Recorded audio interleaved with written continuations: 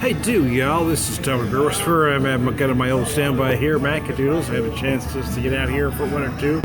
In this case, it happens to be two at the same time. So, every once in a while they have a featured whiskey. Today, it's the Johnnie Walker Select. This is a rye cask finish. Are you selling a lot of this whiskey? I honestly don't know off the top of my head. Notice it goes for about $45 a bottle. Yeah. So the fact that you're selling it for $4 for a two-ounce pour is pretty incredible. Yeah, it's most basically folks are right at cost. I mean, if you're at a bar, they're going to get probably somewhere between 6 to 8 a shot. Exactly. If they're giving you a 2-ounce pour, they're going to charge between 8 to 10. Yeah, like especially for stuff like that, we kind of sell these at cost, and Do you? Or sell the shots at cost that way, like for people that are. Have you had it? I have. I'm not a particular fan of it. Or at the bare minimum, it's the least solid of these that we've done. Gotcha. But yeah, we kind of do this so that people that might be newer to scotches can try out. Well, I am actually. I drink a lot of small batch bourbons. I drink a lot of Irish whiskeys. Oh. I kind of dabble in Scotch now and again. Okay, cool. But my forte is bourbon or Irish. Gotcha. Yeah. But, I couldn't pass up that bargain. I was curious what it tastes like. The aromas are interesting. You really can smell that rye cask. Excellent. Yeah, that's a weird thing. To me, at least, you can smell it, but then you just get all the bite, really. At least to me. And that's kind of the nice thing with these glasses. They're kind of meant for getting the nose out of it as much as possible. So you feel it's too spicy, too much rye? Is that what you think? Yeah, that's kind of where I'm at with it. Too spicy. And now...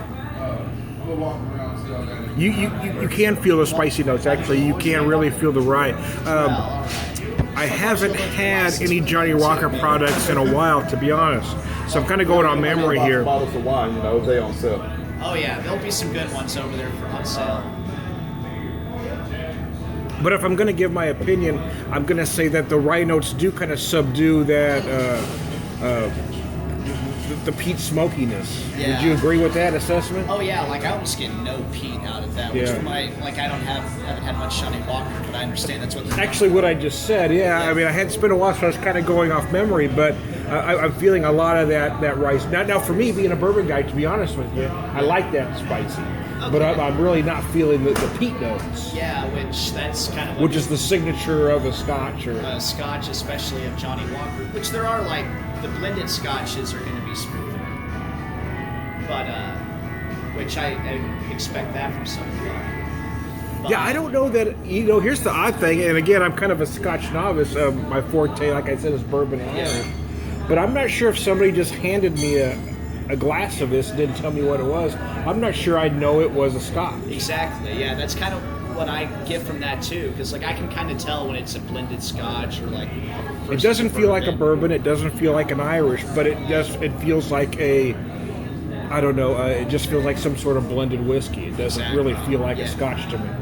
Yeah, I know a lot of American whiskeys have that same kind of feel about it that aren't quite bourbons. Yeah, absolutely. It's kind of a weird thing with it, as far as bourbons, given that right now, I think have you had Jefferson's Reserve? Yes, I like Jefferson's Reserve, okay, yeah. I like that one a lot. That's been my last expensive bottle. At a similar price point, yeah. Yeah. Given that you probably, if you like that one a lot, you probably have dropped a bit more familiar with those. What's another good bourbon kind of in the same perfume as Jefferson's Reserve? Oh, Jefferson's Reserve is excellent. I have to be looking over there to really say. Gosh, what have I had lately? Well, for about $40, I just came across the New Holland beer barrel bourbon, and that was very interesting for $40. Have you had Jameson's Cask? The Cask mates I really enjoy. That runs about $38 a bottle. Yeah. Now that I've had that and it's good. Now the first time I had that was at a pub in St. Louis in the Dogtown area, the Macadoodles. Okay, cool. And I liked it so much that I bottle on the way home. So I'm kind of rambling along here, but let's have a drink of the beer. This is actually the Boulevard deep dive. Well, the bartender here has actual work to do, so see what I do? It's called a wet hopped pale ale, I believe, or just a wet hopped ale. I don't even know that says pale on it. Unfortunately, we're doing plastic, but I'm kind of, what's $5 for a pour? What the hell? This is a very interesting aroma. It's very nice.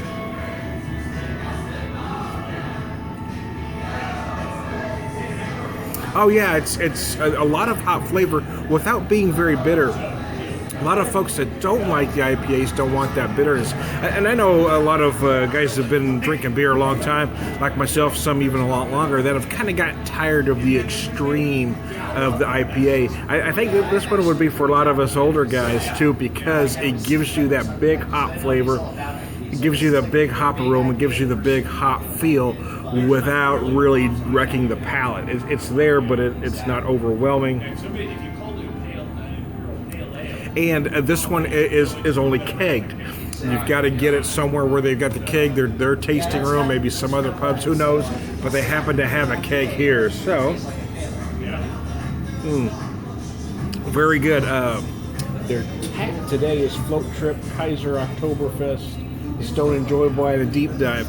Typically, their taps stay pretty seasonal. Today doesn't seem to be. I think it seems to be stuff they happen to have along or have around. The Float Trip really isn't. That's something you typically see, between April and July. But what the hell? They do.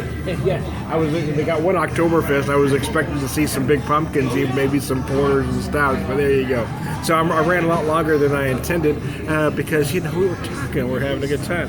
I do like the whiskey and beer pairing. It's something I do. Not a lot of other folks do it. I've even had folks get upset with me for doing it, but I enjoy the combination. This one is interesting though. I tell you what, it runs $45 a bottle, and I'm not going to come out of 45 today to buy it. But yeah, I think there probably would be a time I'd buy it because it is interesting. It doesn't feel like a Scotch. It might be the Scotch for folks that aren't Scotch drinkers, But I do enjoy the flavors. The bartender there said he thought the rye cask kind of took over, and he's right, they actually do. But if you like the big rye notes, I think you're going to be a fan. If you expect it to taste like a Scotch, you're probably going to be disappointed. But it may be the Scotch for people that aren't really Scotch drinkers. Exactly. but I gotta say it's absolutely worth the $45 price point. It is an enjoyable Scotch. I would say, yeah. It's got some whiskey. I'm going to just call it a whiskey for the purpose of this one. Yeah, if it didn't bill itself as a whiskey, I'd be more willing to hawk it to people. Just to right. Yeah. That's the thing. But if you're going to expect that big peatiness, you're not going to get it in this particular. And I'm not sure if it's the particular blend or if it's just the rye cask takes that much away from it. That's what I have to guess. But I'm really tasting those rye notes in a big way. Because from what I understand, it's probably like up until the finish, it's aged the same way you'd expect Johnnie Walker to be aged. But then it gets that rye cask finish, and something, at least to me, something went awry. But it's you don't get that peatiness, but it's very smooth and easy to drink. See, at least to me, it doesn't feel smooth to me. But I guess because of the rye notes. The exactly, rye notes, the rye puts me off. So how about if we say this? If you're predominantly a bourbon drinker or even a Canadian whiskey drinker, you might like this. Oh yeah, absolutely. It gives you a different complexity and gives you those rye notes. Exactly. Yeah. Hey, you see how I turned that? That's marketing, right? Exactly. Hey, Chris, right? Yeah, Chris. Hey, Tom. Hey, I'm Tom. Nice to meet you, man. Hey, this is my first time dealing with Chris here at Macadoodles.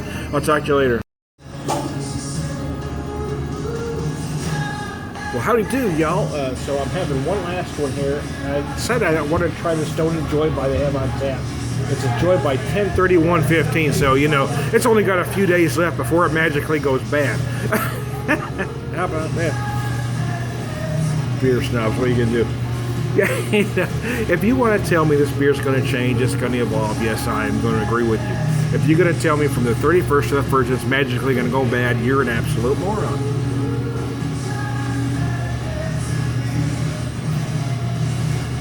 Oh, wow.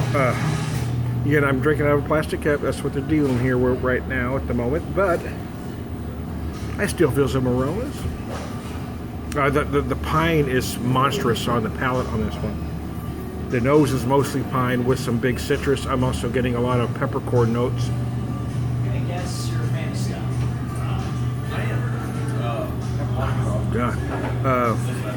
Yeah, it's good. I gotta tell you, I don't buy these a lot because I think the beer's overhyped. I think it's overhyped. I think it's overpriced. I think the concept is bullshit. But other than that, it's good beer. How about that? Stop everybody. But it is good. But is it better than other things that are available? See, that's the question, and I'm just not convinced it is. Am I enjoying this for $5 a 16-ounce pour? Yes, I am. So there you go. I'm going to keep this one short and sweet. This is Stone Enjoy by. I've offended everybody in under 2 minutes. How about that?